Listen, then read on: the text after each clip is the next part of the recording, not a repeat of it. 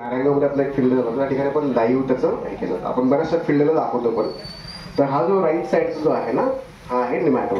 तुम्ही ज्या पाहताय त्या गाठी मुळावरच्या त्याच्या आतमध्ये जो किडा असतो त्याला हा निमॅटोड. आणि खूप लहान, उघड्या डोळ्याला दिसत नाही. म्हणजे आपण जरी म्हटलं तर जवळ निमॅटोड पाहिला तो दिसणार नाही, त्याला मायक्रोस्कोप खालीच पाहावं लागतं. तर हा अशा प्रकारचा दिसतो. आणि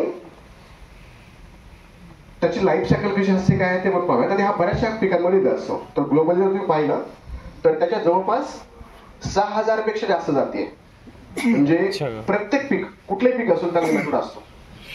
काहींमध्ये दिसण्याची लक्षणं, काही पिकांमध्ये लक्षणं दिसत नाही, बट जवळपास प्रत्येक पिकामध्ये निमॅटोड हा असतोच. आणि तो कुठल्याही वातावरणाला फार म्हणजे चांगल्या प्रकारे तो जगू शकतो. अडॅप्टिव्ह म्हणतो त्याला. तर वातावरण कसं आहे, टेम्परेचर किती जास्त असू द्या कमी असू द्या कसे वातावरण, तर अनुकूल हवामानामध्ये वाढतं आणि त्याची फार मोठ्या प्रमाणात त्याची वाढ होत असते, नुकसान करतात. काही निमॅटोड असतात ते हानिकारक असतात, काही निमॅटोड असतात ते हानी पोचवत नाही. पण बरेचसे जे निमॅटोड आहेत जवळपास 10 ते 12 प्रकारच्या स्पेसिस त्याच्यामध्ये बऱ्यापैकी हानीही होत असते. आणि त्याचा हा असं वेगवेगळ्या प्रकार तुम्ही पाहू शकता चित्रामध्ये ना, ज्याला तोंड नसलेला स्टाईल म्हणतात. त्याच्यामध्ये ते मुळामध्ये एंट्री करतं आणि त्याच्या वेगवेगळ्या हे शरीराचे अवयव दाखवले आहेत. तर त्याचे डॅमेज, आता वेगवेगळ्या पिकामध्ये डॅमेज कसं, निमॅटोडचं डॅमेज तुम्हाला लक्षात येत नाही. आता मी डाळिंबाबद्दल जर विचार केला निमॅटोड कळणार नाही. हा आता जे अनुभवी लोक ज्यांना खूप दिवसापासून आपण करतो त्यांना कळते हा निमॅटोड आलेला आहे, पण लवकर लक्ष दिसत नाही. फळ म्हणजे भाजीपाला पिकासाठी मला लगेच लक्षात येईल झाडाची वाढ थांबली आहे, किंवा पिवळं पडलं असेल पानं, किंवा पानगळ होतीये, फळाची वाढ चांगली होत नाहीये.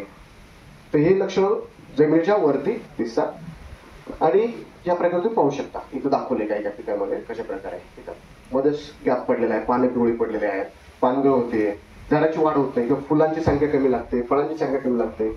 फळांची संख्या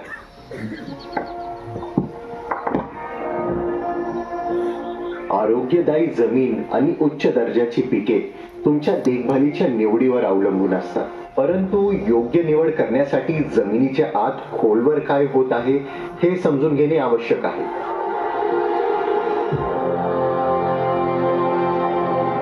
तुमची माती हे एक जिवंत जग आहे जे आश्चर्यकारक सूक्ष्म जीवांनी परिपूर्ण आहे. ज्यातील काही तुमच्या मातीला निरोगी ठेवतात, पण काही तसंच करत नाहीत. वनस्पती परजीवी, नेमाटोड्स आणि मृदाजन्य रोग तुमच्या पिकावर हल्ला करू शकतात. आणि समस्या आहे हे तुम्हाला कळतं तोपर्यंत खूप उशीर झालेला नसतो.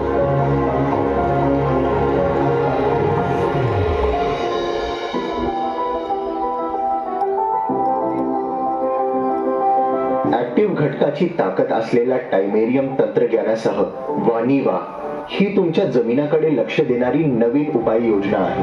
पानांपासून मुळांपर्यंत आणि ज्या मातीत तुमची रोपं वाढतात तुम्हाला लवकर संरक्षण मिळते. तुम्हाला न दिसणाऱ्या धोक्यांचा नाश, मातीला कोणतीही हानी न पोहोचवता हे वापरण्यास सोपे आहे आणि ड्रीप, ड्रेंचिंग किंवा इन्फो ऍप्लिकेशन सह सुसंगत आहे.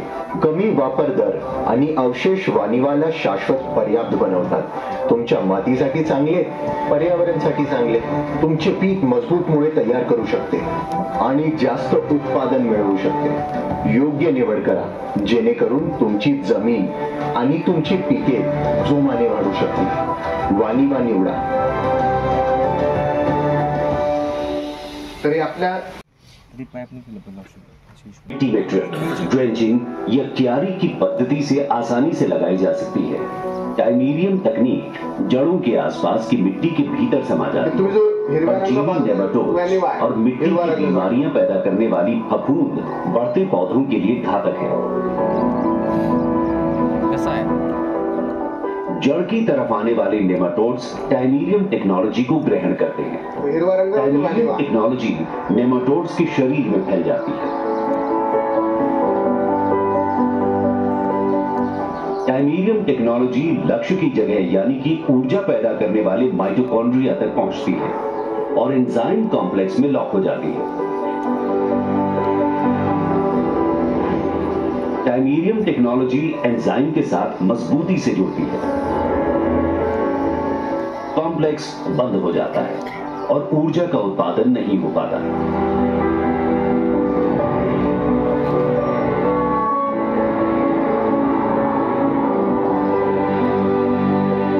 नेमाटोड और बीमारियों के खतरे दूर हो जाते हैं। जड़ें स्वस्थ रहती हैं, जिससे फसल के विकास और पैदावार की संभावना बढ़ती है।